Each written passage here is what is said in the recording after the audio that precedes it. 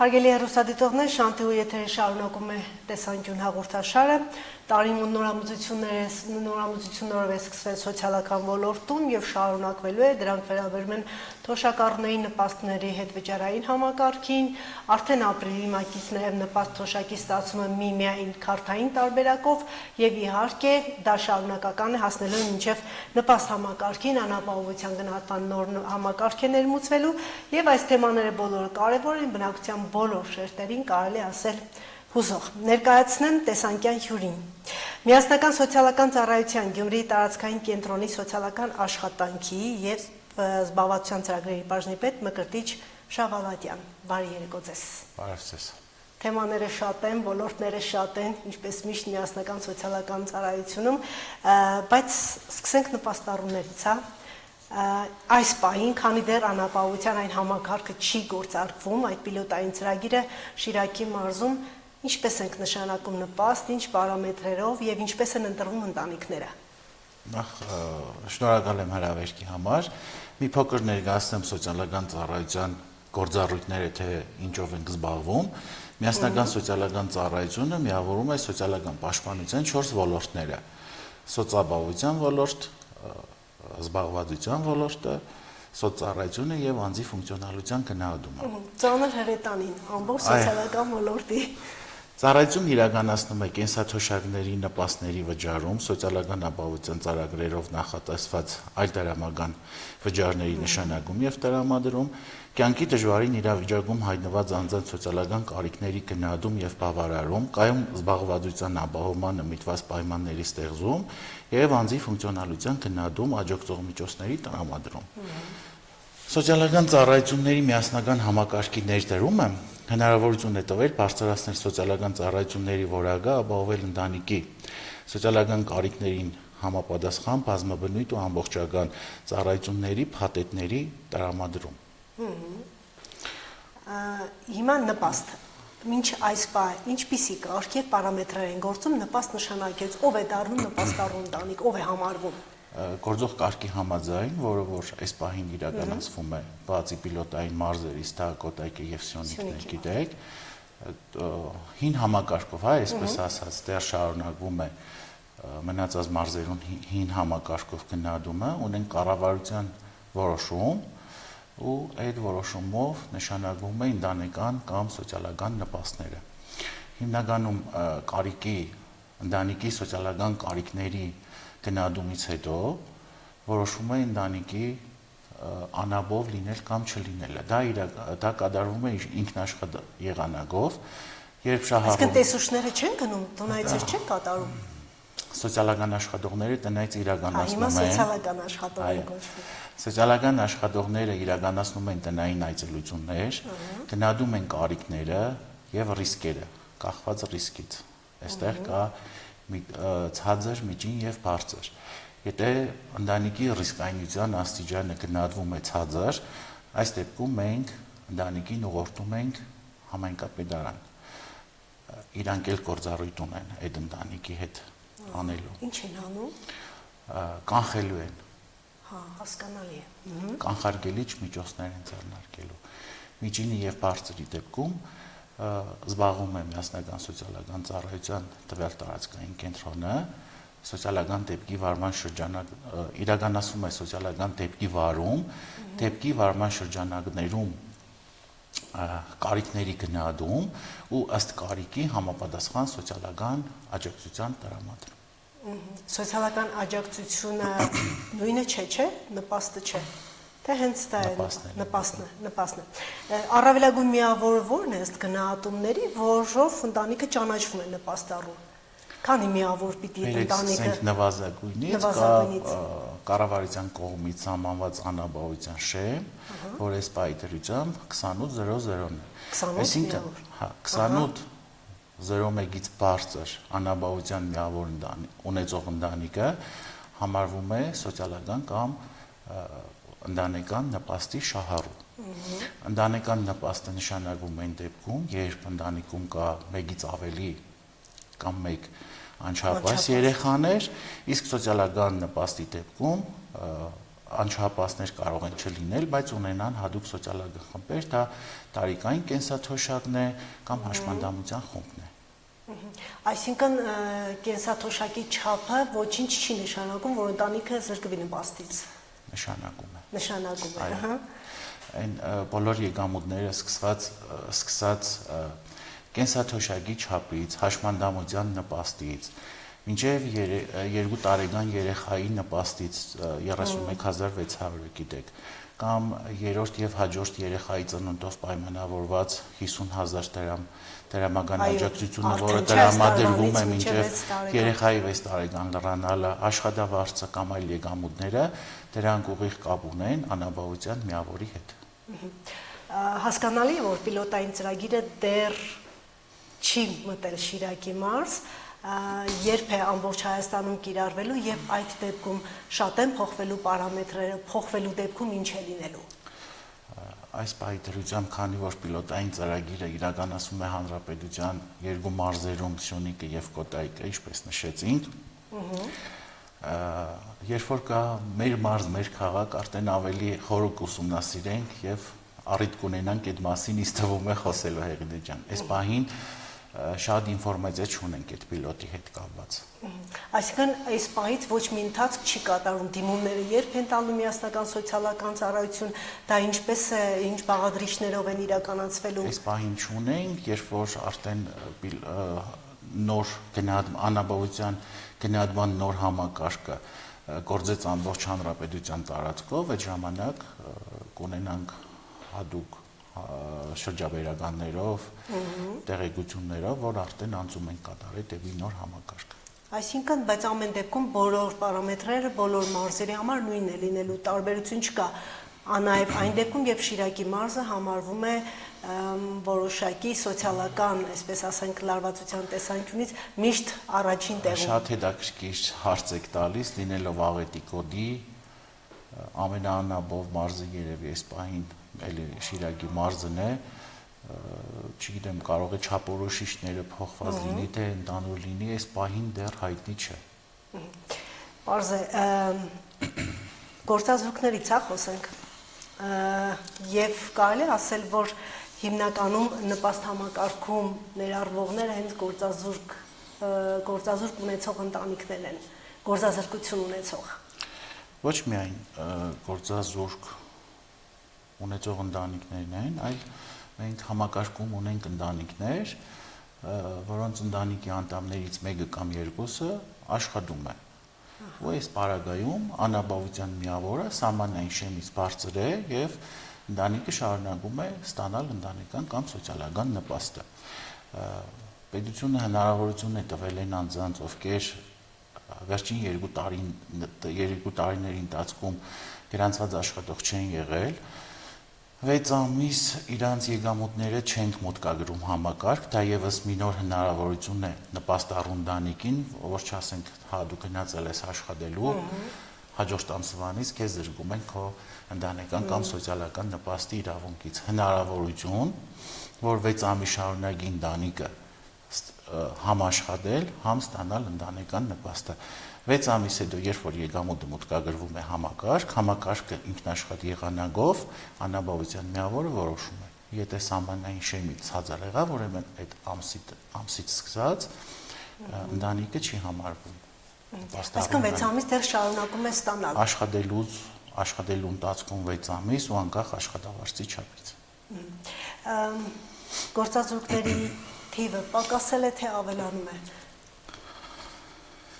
Ավելանում է ցավոք սրտի։ Այս պահին կառավարության կողմից կան զբաղվածության պետական ծրագրեր, որոնք միտված են բարձրացնել աշխատանք փնտրողների հմտությունները, կարողությունները, տնտեսության մեջ տեղի ունեցող փոփոխություններին համընթաց, օգնել աշխատանք փնտրողներին ավելի մրցունակ դառնալ, որովհետև այսօր գիտեք, անընդհատ փոփոխություններ, այս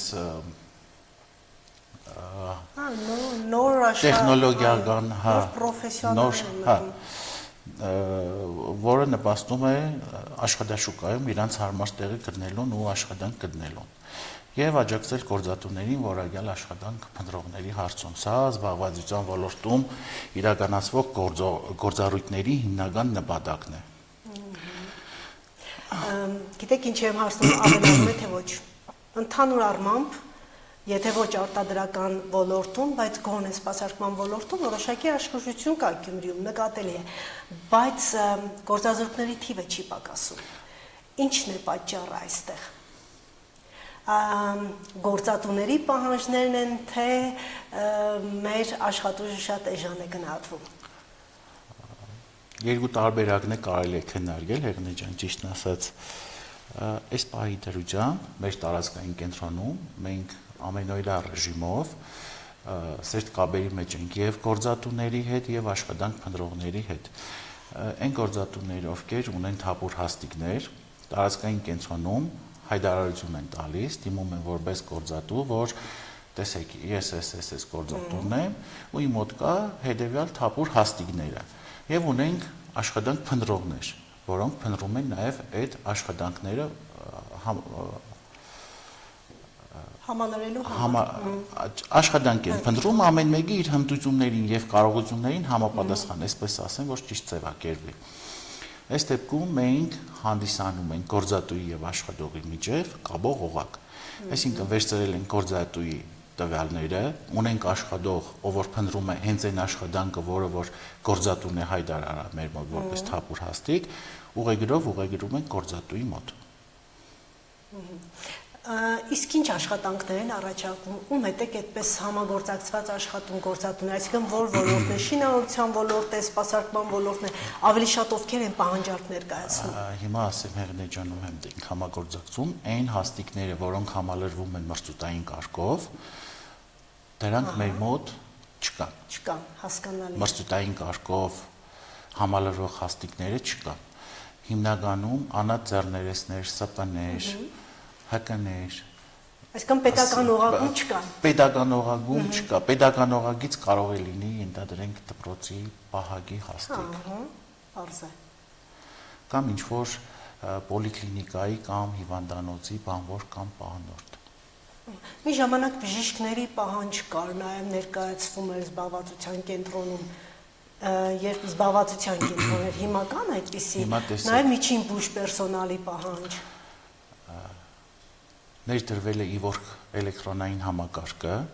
որը հնարավորություն է տալիս եւ գործատուին եւ աշխատանք փնտրողին գրանցվելու համակարգում։ Այսինքն այստեղ գործատուն ու աշխատանք փնտրողը միանգամից հանդիպում են իրար։ Ամի ժամանակ աշխատանքի տոնավաճառում էին հանդիպում։ Հիմա ստեղծվել է Իվորկ էլեկտրոնային համակարգը, որտեղ եւ գործատուն կարող է գրանցվել եւ աշխատանք փնտրողը, ու այդ աշխատանք փնտրողը իր հմտություններին ու կարողություններին հարմար աշխատանքը կարող է հենց այդտեղից նաեւ ստանալ։ Հիմա տեսեք, շատ գործատուներ Facebook-յան հայտարարություններ կամ ինչ-որ հայտարարություններով են համալրում իրենց հաստիկները, պիտի խնդրեմ եւ հորդորեմ մեր գործատուներին դիմեն մեզ, մենք արագ կկազմակերպենք եւ որակյալ աշխատուժ կարող ենք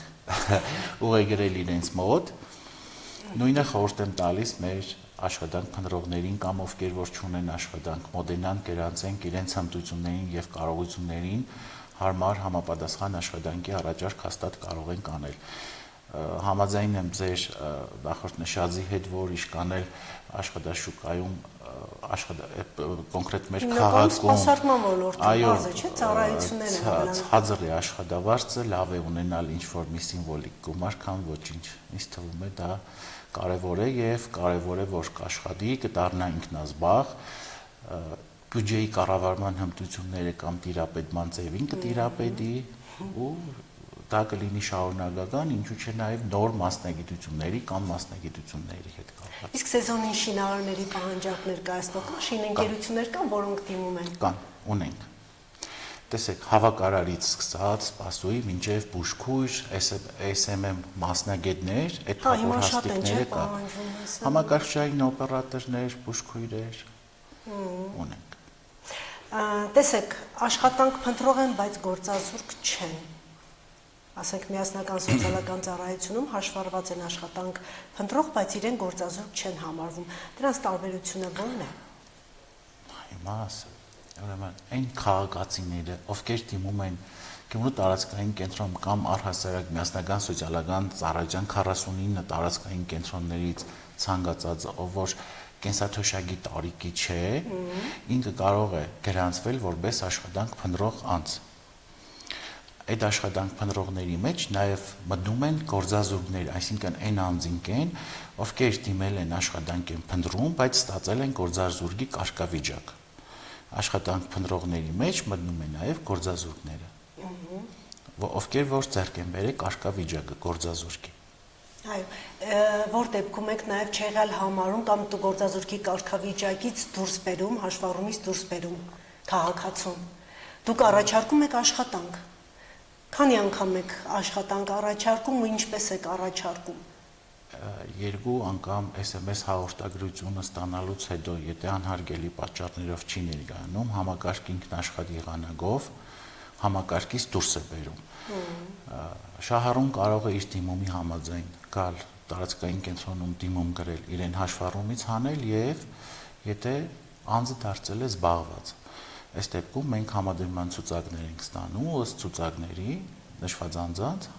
հաշվառումից հանում ենք։ Աշխատանք փնտրողները որ տարիքի անձինք են հիմնականում։ 20 տարեկանից սկսած ունենք մինչև կենսաթոշակի տարիքային շեն։ Այսինքն այսպես է գալիս աշխատաշուկայում մրցունակ մասնագետներ են ուզում, բայց երիտասարդները նոր են ավարտել, մասնագիտության մեջ տիրապետում չունեն։ Եվ այստեղ նորից գալիս է խնդիրը, գործատուն փորձառու է ուզում, բայց նոր ավարտը փորձառություն չունի։ Այստեղ միասնական սոցիալական ծառայություն ինչ դեր կարող է տանել։ Զբաղվածության պետական ծրագրեր են իրականացվում։ Ադրբեջանի կողմից 2016-2022 թվականներին սանձազերծված, ինչպես նաև 20 թվականից հետո ժամկետային պարտադիր զինվորական ծառայությունից զորացրված գործազուրկ անձանց մասնագիտական ուսուցման, կազմակերպման եւ զբաղվածության ապահովման ծրագիր, որը հնարավորություն է տալիս 2016-2022 թվականների սանձազերծված ռազմական գործողություններին մասնակցած անձանց, ինչպես նաև 20 թվականից հետո ժամկետային պարտադիր զինվորական ծառայությունից զորացրված գործազուրկ քաղաքացիներին ձեռք բերել մասնագիտական հմտություններ, աշխատանքային փորձառություն եւ աշխատանք, ինչպես է իրականացվում այս ամեն ինչը։ Ծրագիրն ունի 3 բաղադրիչ։ Առաջին բաղադրիչով մինչև 5 ամիս տևողությամբ շահառուի մասնագիտական ուսուցում, այս դեպքում պետության պատրաստում են անցնում, այսինքն։ Այո։ Պետության կողմից փոխհատուցում է շահառուի ուսման վարձ ամսական 50,000 դրամի չափով։ Տրամադրվում է կրտաթոշակ նվազագույնը աշխատավարձի 50% չափով, նվազագույն, այսինքն 37,500 դրամ, ինչպես նաև 1 տարի ժամկետով ամսական կդրվածքով տրամադրում է հարգերի փոխհատուցում, առավելագույնը 50,000 դրամի չափով։ Երկրորդ բաղադրիչով գործատուի մոտ երամսյա աշխատանքային փորձի ձեռքբերման գործընթացի կազմակերպման ընթացքում, այս դեպքում առնվազն 1 տարի ժամկետով աշխատանքային պայմանագիր է կնքվում գործատուի եւ շահառուի միջեւ, որից հետո պետության կողմից գործատուին փոխանցվում է շահառուին վճարվող աշխատավարձը նվազագույն ամսական չափով։ Այսինքն գործատուները այդտեղ շահառու 3 ամիս ամսական կտրվածքով, ինչպես նաև շահառուի աշխատավարձից հաշվարկվող հարգային եւ սոցիալական վճարները։ Այսինքն այդ 3 ամիս, որ ինքը փորձաշրջան է անցնում, մասնագիտական, եւ ինքն է վճարվում եւ գործատուն է վճարվում։ Սա եղել է թե նոր է զբաղվածության ծրագրերում։ Եղել է։ Առաջին 3 ամսում առավելագույնը 25,000 դրամի չափով։ Հաջորդ 9 ամիսներին ամսական առավելագույնը 50,000 դրամի չափով վճարումները իրականացվում է։ Եվ ունենք երրորդ բաղադրիչ, որը գործատուին միանվագ փոխհատուցում է տրամադրվում, եթե շահառուի հետ կնքում է 1 տարով աշխատանքային պայմանագիր։ Ունենք Ղարաբաղից բռնի տեղահանված անձանց համար կարճաժամկետ ուսուցման դասընթացի կազմակերպման եւ աշխատանքային փորձի ձեռք բերելու համար աջակցության տրամադրման ծրագիր։ Այս ծրագիրը եւս բաղկացած է 3 բաղադրիչներից՝ մասնագիտական ուսուցում, աշխատանքի տեղավորում, աշխատանքային փորձի ձեռք բերում, աշխատանքի տեղավորում մասնագիտական ուսուցում, աշխատանքի փորձ ձեռք բերում եւ աշխատանքի տեղավորում։ Այսինքն Արցախից տեղահանվածների համար ծրագրեր ունեք։ Այս պահին էլ ընթացքի մեջ։ Այս պահին ընթացքի մեջ։ Ունեք արցախցիներ, որոնք ձեր օգնությամբ եւ դուք եղել եք միջնորդ, որպեսզի իրենք այս պահին ունենք մոտ 20-ից ավել շահառու, ովքեր որ Ղարաբաղից բռնի տեղահանվածների համար նախատեսված pedagogan զբաղվածության pedagogan ծրագրերով հանդիսացել են շահառու, ունենք որ ժամկետը լրացել է, դեռ շարունակում են գործատուի մոտ աշխատել, արդեն ամեն ինչից դուրս։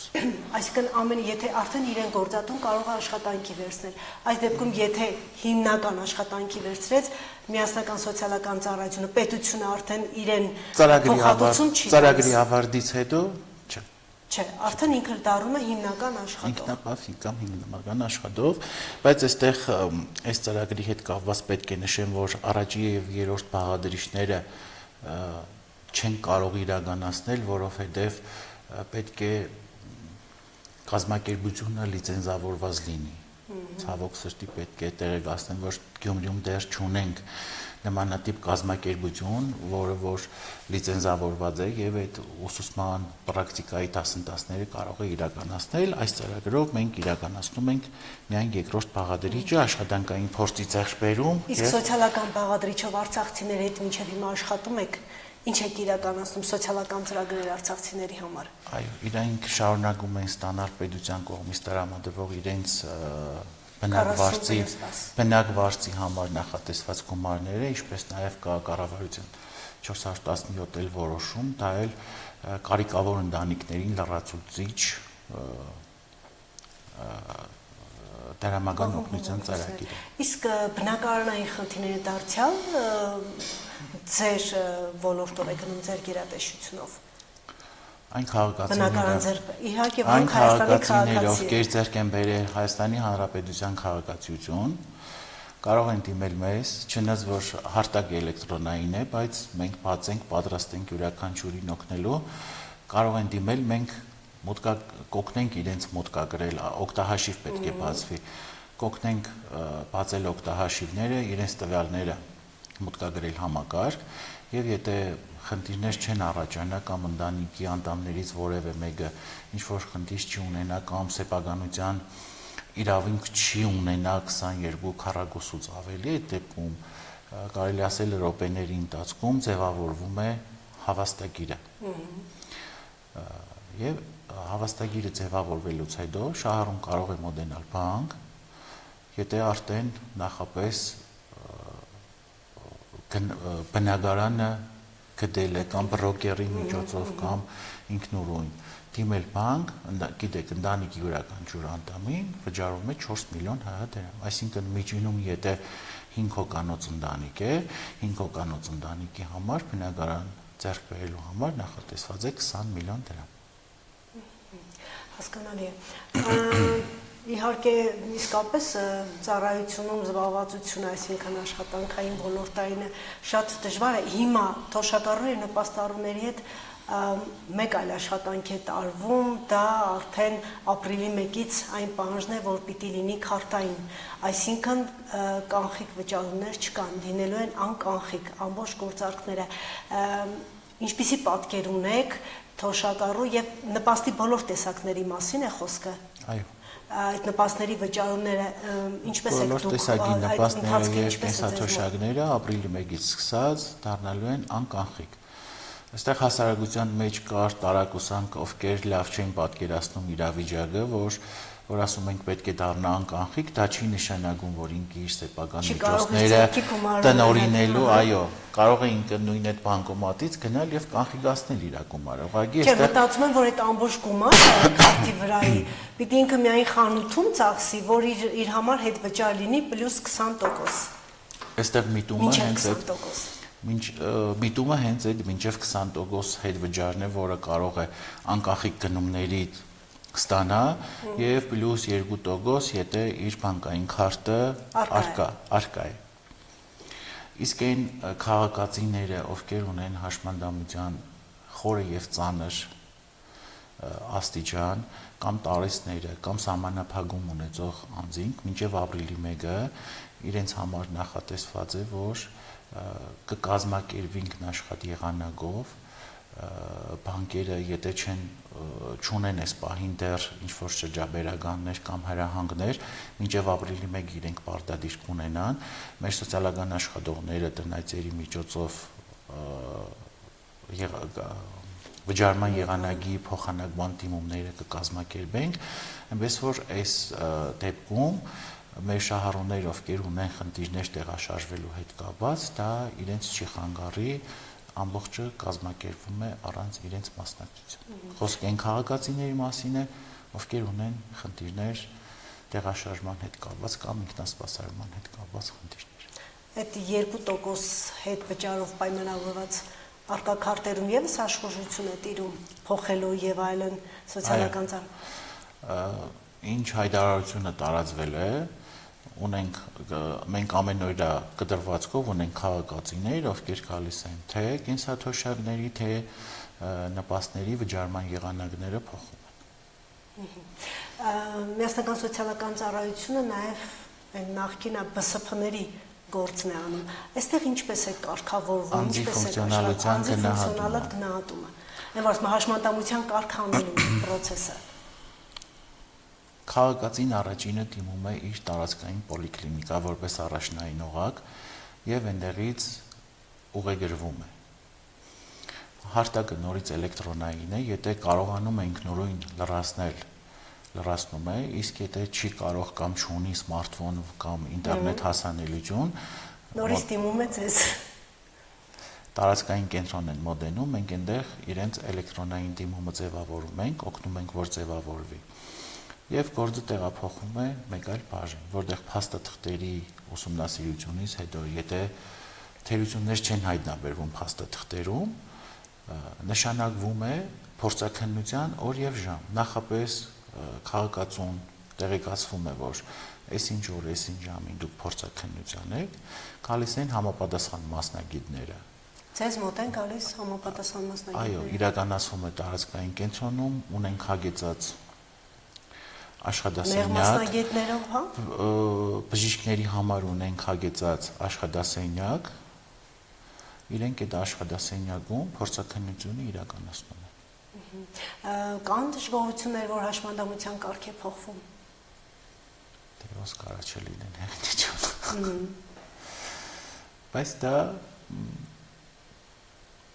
ամեն դեպքում այս փաստաթղթավորման եւ այս կարգի փոփոխությունը որոշակի սուբյեկտիվիզմը բացառել է, այնինչ միշտ ասում են, որ կարգը այլ ձևով է նշանակվում։ Չկա այլ ձևով նշանակման կարգ։ Բացառապես թափանցիկ է, բաց է, այսինքն երբ որ փորձաքննությունը անցավ, որոշվեց իր ֆունկցիոնալության աստիճանը թե որքան է։ Ուրեմն այդ է, դրանից ավել այդ փորձագետներն էս թվում է, որ ոչինչ չեն կարող անել։ Ավարտենք խնայ բանկերում ներդրած ավաններով, սկսել եք արդեն այսօրվանից, թե երեկվանից արդեն գործընթացը այլ տարիքային շեմի համար։ Երեկվանից կառավարությունը նոր որոշում հրապարակեց, եթե տեղյակ մինչ այդ 2025 թվականին խնայ բանկի ավանդները վճարում էին մինչև 42 թվականի դեկտեմբերի 31-ը ծնվածներին։ 2026 թվականից սկսած խնայ բանկի ավանդները վճարվում են 43 եւ 44 թվականի ծնվածներին։ Այսինքն ենթադրաբար կամ տրամաբանորեն հաջորդ տարի կլինի 46-47-երի, այսինքն 2 տարով ենք արդեն։ Չեմ կարող ասել ինչ կլինի, բայց կոնկրետ 2026 թվականին իրականացվում է 43 եւ 44 թվականի ծնվածների ավանդների փոխհատուցում։ Շատ են նրանք, թե նոր եք գրանցում։ Մոտավորապես նախնական տվյալներով երևի մոտ 6000։ 6000 քաղաքացի 43 եւ 44 թվականին դուք միայն սպասարկում եք Գյումրիի տարածքը։ Այո։ Շնորհակալ եմ։ Այսքանը տեսանկյան հյուրներ միասնական սոցիալական ծառայության Գյումրիի տարածքային կենտրոնի սոցիալական աշխատանքի եւ զբաղվածության ծրագրերի բաժնի պետ Մկրտիչ Շավալաթյանը։